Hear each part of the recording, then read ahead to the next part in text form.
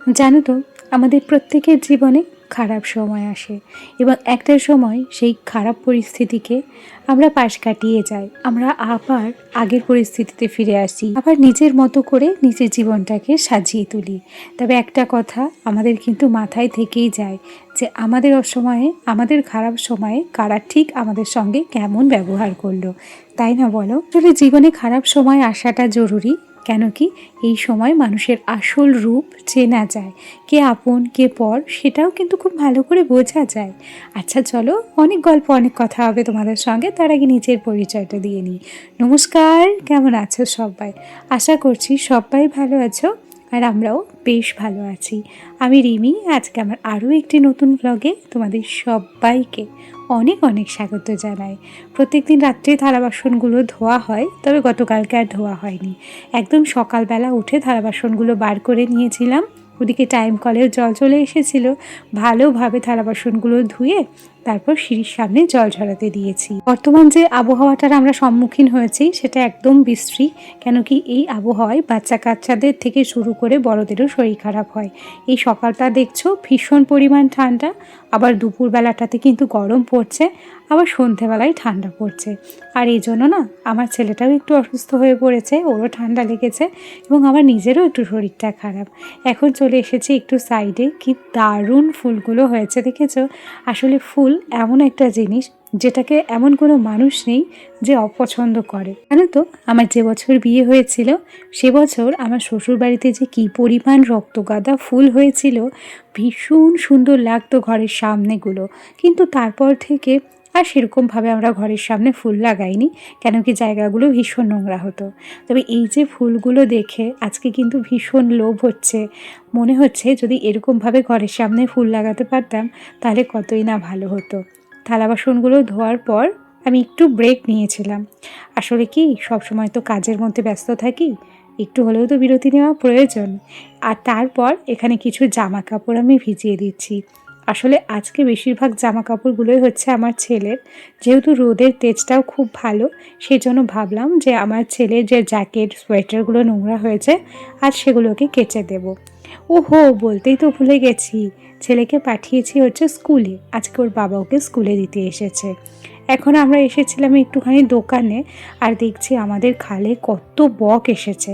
ভারী দূর থেকে আমি ভিডিও ক্লিপটা নিয়েছি, তাই হয়তো তোমাদের একটু বুঝতে অসুবিধে হয়েছে। দোকান থেকে ফিরে আমি আর দেরি করলাম না।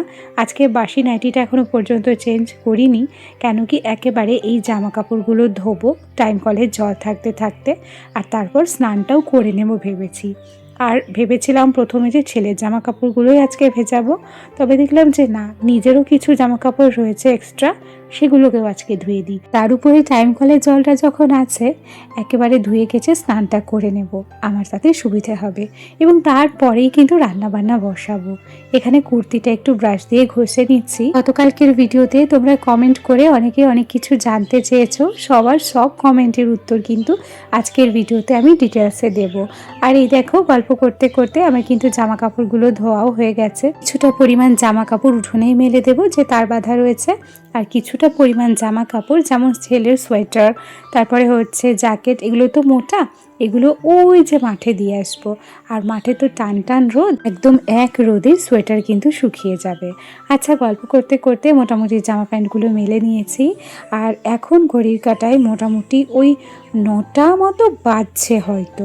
যাই হোক, এখানে মোটামুটি আমার জামা কাপড়গুলো মেলা কমপ্লিট হয়ে গেছে। আর ইন্ডাকশানে একটু জল বসাচ্ছি স্নান করার জন্য।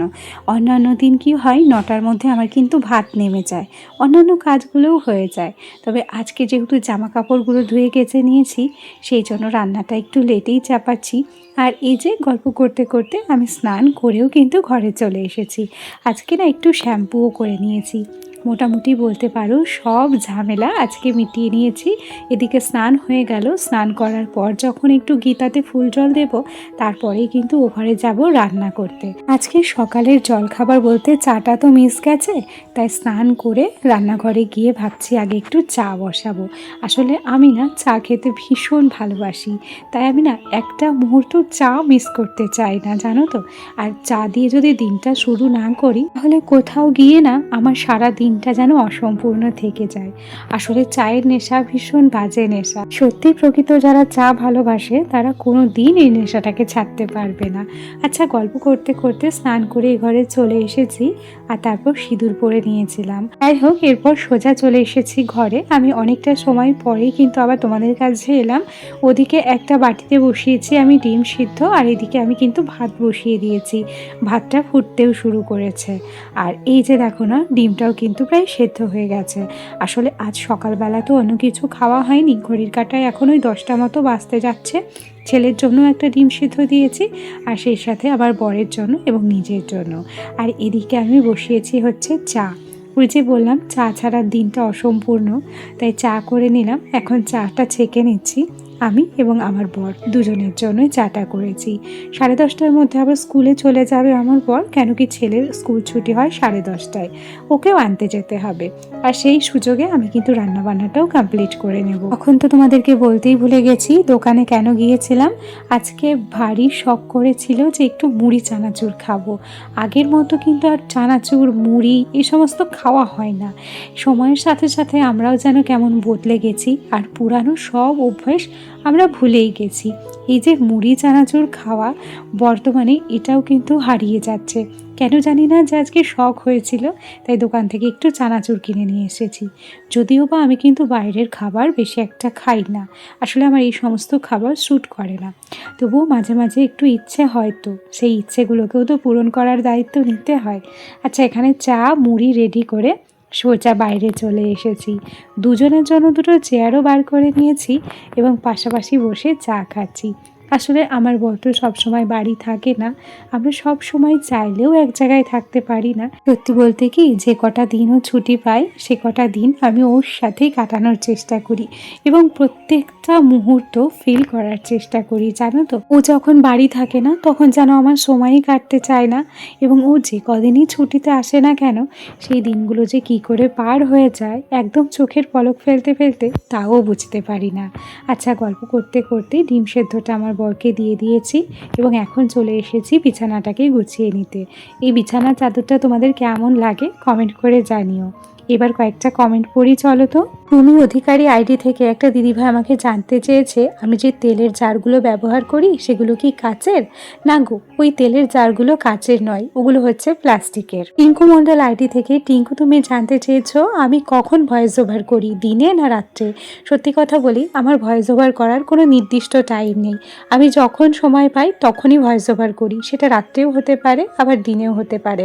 আর আজকের ভিডিওটা ঘড়ির কাঁটায় বাজছে এখন 2টো, আমি এখন ভয়েস ওভার করছি জানো। ইষ্টু ভট্টাচার্য আইডি থেকে তুমি জানতে চেয়েছো যে আমি আমার ব্যাকগ্রাউন্ড মিউজিকগুলো কোথা থেকে নিই আর সেটার যেন লিঙ্ক দিই। প্রথমেই সরি, লিঙ্ক আমি শেয়ার করতে পারি না, আর এগুলো আমি নিই আমার ইউটিউব অডিও লাইব্রেরি থেকে। এখানে অসংখ্য মিউজিক আছে, সেখান থেকে তোমার পছন্দ মতো মিউজিক তুমি ডাউনলোড করে নিতে পারো, কখনো কোনো সময় কপিরাইট দেয় না। তুমি এটাও জানতে চেয়েছো আমি কোন ফোন থেকে ভিডিও শ্যুট করি, সেক্ষেত্রে বলে রাখি আমি ভিভোর ফোন থেকে ভিডিও শ্যুট করি, এটার নাম হচ্ছে ভিভো T4 Pro। আচ্ছা, আজকের ভিডিওটি তোমাদের কেমন লাগলো কমেন্টে জানাতে ভুলো না। আজ তবে আসি, আগামীকাল আবার দেখা হবে। টাটা সবাইকে।